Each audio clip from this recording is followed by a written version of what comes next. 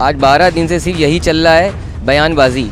मुझे बुलाया भी नहीं गया और लेडी को बुला के उससे सर पूरी तहकीकात पूछी जाती है और उसको नाश्ता भी कराया जाता है। एक वीडियो वायरल हुआ था इन्हीं का ही मीडिया से, तो उस पर इन्हीं ने कहा था कि मैंने इनको कम मारा है। अगर ये 23 तमाचे मार रही थी मैं 30 भी खा सकता था। मैं नारी की रिस्पेक्ट करता हूँ, इस वजह से मैंने हाथ नहीं लगाया।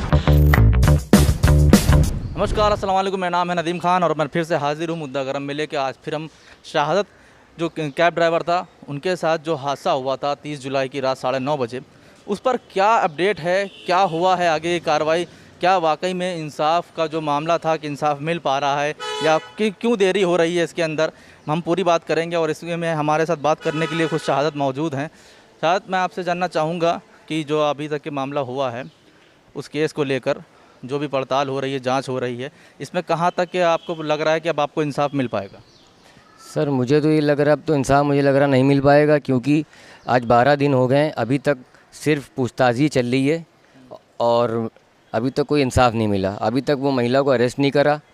वो महिला थाने आती है, उसको नाश्ता कराया जा रहा है, हर कुछ सब कुछ कराया जा रहा है, मगर कोई मेरी कोई सुन रहा नहीं है, सुनवाई नहीं हो रही है। अभी तक गिरफ्तारी नहीं हुई। और मेरी सुनने में आया कि मेरी धारा जो थी चोरी की, जो 394 जो लूट की धारा थी, वो सुनने में आया हटाई जा रही है। वो क्यों हटाई जा रही है, मेरा कोई बयान नहीं हुआ, ना कुछ हुआ, क्यों हटाई जा रही है?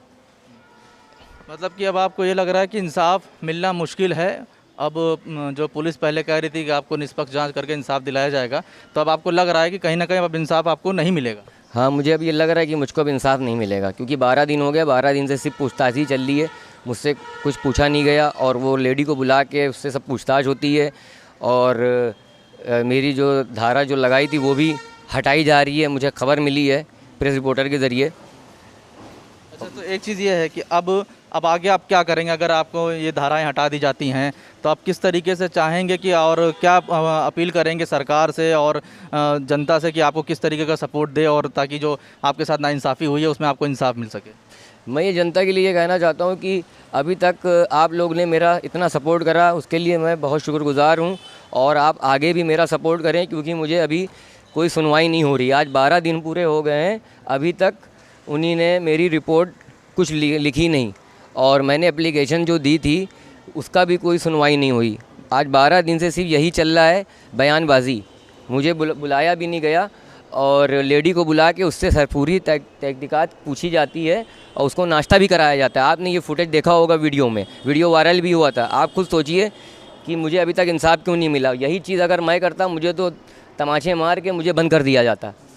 अच्छा, एक चीज़ थी कि जैसे आपको भी बुलाया गया था बीच में, तो उसमें आपका कोई बयान वगैरह नहीं दर्ज कराया गया था? नहीं, कोई दर्ज नहीं कराया बयान मेरा। खाली गाड़ी जमा करा के रख ली थी? जो गाड़ी मिल गई आपको? गाड़ी अभी नहीं मिली है, बोला था कि आके 2 दिन में ले लीजिएगा। बयान दर्ज नहीं कराया। और अगर मैं ये भी कह रहा हूँ कि मेरा कोई बयान नहीं, अगर बयान दर्ज कराया होता तो मेरी सिग्नेचर होती, मेरी हेड राइटिंग से मेरा बयान लिया जाता, मगर उन्होंने ऐसा कुछ नहीं किया है। तो अब धीरे धीरे ये सारी चीज़ें देखिए क्लियर हो रही हैं कि जो है अब क्या पुलिस जो है इस केस को हल्का करना चाह रही है। आपको ऐसा लग रहा है कि पुलिस इस केस को जो है अब हल्का कर रही है? हाँ, मुझे ये लग रहा है कि पुलिस इस केस को अब हल्का करना चाह रही है, क्योंकि अब जो है 12 दिन हो गए हैं, जनता की नज़र हट गई होगी। बहुत से लोग जो हैं हमारे भाई, वो देख भी रहे होंगे, क्योंकि भाई इंसान को अपना काम भी करना है।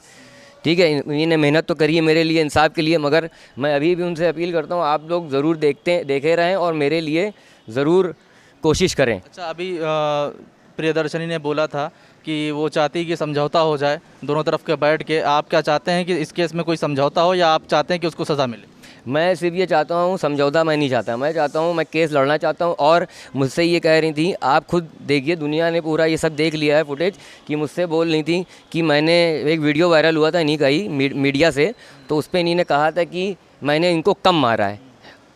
और ये अपने होश हवास में बोल रही हैं, मैंने इनको कम मारा है और मैं इनको और मारती। ठीक है सर।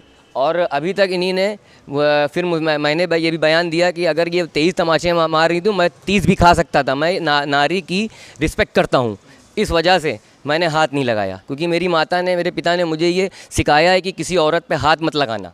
कहीं आपको इस वक्त दुख हो रहा है कि आपको इंसाफ मिलने में इतनी देरी हो रही है, और अब आपको ये भी लग रहा है कि हाँ मेरे साथ नाइंसाफ़ी हुई, इतना मैं मार भी खाया, सब कुछ हुआ, मगर कोई कार्रवाई नहीं हुई, कहीं ना कहीं आपको दुख और तकलीफ है इस बात की? बहुत तकलीफ़ है मुझे इस बात की। तो ये सारी चीज़ें हैं, आपने देखा कि किस तरीके से जो है कोर्ट अब जो मामला है चार्जशीट अभी दाखिल होगी, मगर इनका ये आरोप है कि जो 394 की जो धारा थी वो कहीं ना कहीं अब हटाई जा रही है। इनको खबर मिली है इस बात की। अगर ये सारी चीज़ें होंगी तो कैसे इंसाफ लोगों के बीच जागेगा, कैसे इंसाफ की उम्मीद लोग लगाएंगे? एक कैब ड्राइवर उस दिन पिटता है, बेकसूर पिटता है, कोई वजह नहीं होती है उसको सामने वाले प्रियदर्शनी को मारने के लिए, मगर उसको पीटा जाता है। और अब ये हालात हो गए हैं कि अब इंसाफ लेने के लिए भी इनको दर दर भटकना पड़ रहा है। सारे सबूत, सारे साक्ष्य सामने होने के बाद भी उसकी गिरफ्तारी नहीं हो रही। कहीं ना कहीं शाहद अली के दिल में अब ये तकलीफ़ है, दर्द है कि इतना सब कुछ झेलने के बाद सब कुछ हो गया उसके साथ, मगर फिर भी उसको इंसाफ नहीं मिल रहा है। तो हम जनता से अपील करेंगे कि इसके खिलाफ आवाज़ उठाइए कि शाहद अली को इंसाफ मिल सके और पुलिस पूरी तरीके से निष्पक्ष जांच करे, किसी तरह की कोई ढिलाई ना करे। फिलहाल अभी के लिए बस इतना ही, फिर हम हाजिर होंगे इस केस के लिए, इस केस से जुड़ी सारी डिटेल देने के लिए। तब तक के लिए नमस्कार, खुदा हाफिज़, जय हिंद।